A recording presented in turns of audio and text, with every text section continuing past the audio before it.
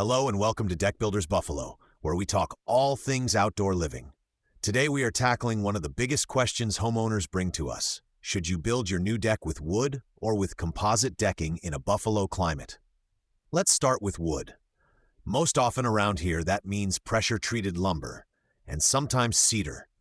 Wood is familiar, it feels traditional, and the upfront cost is usually lower than composite. For some projects and budgets, that can make sense. But wood is a natural material, and in western New York, it takes a beating from snow, ice, and moisture. Without regular cleaning and sealing, it can crack, cup, and start to show rot faster than many people expect. Composite decking is different.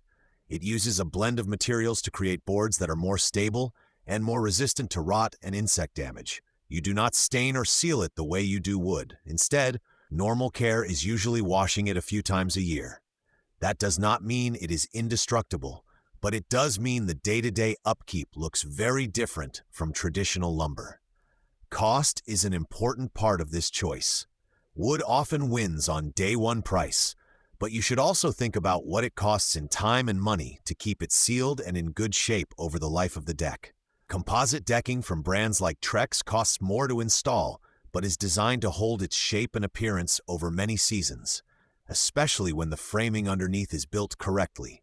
When you spread that out over the years you plan to live in your home, the long-term value can look very different from the first quote. Performance in Buffalo weather is another big factor. Wood absorbs and releases moisture, which can lead to more movement, checking, and splinters over time. Composite handles moisture differently and does not rot, but it still needs proper spacing and airflow so the framing underneath can dry out. That is why we focus not just on the deck boards you see, but also on joist spacing, ventilation, and connections that help the whole structure handle snow loads and freeze-thaw cycles. Traction and comfort matter too. Some wood and composite surfaces feel different when they are wet or icy, and darker colors can get warmer under direct sun in the summer.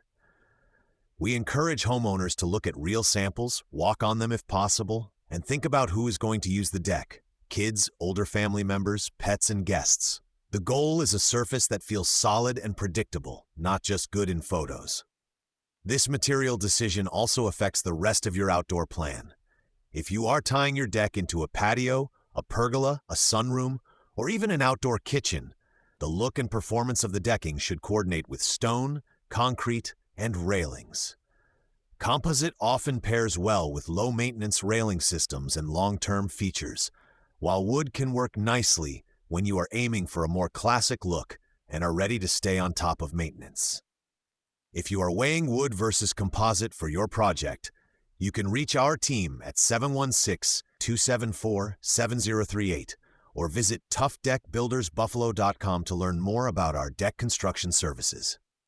At Tough Deck Builders Buffalo, we build decks, patios, and full backyard renovations that are designed around our weather and your everyday use, so your outdoor space is built solid, built right, and built to last.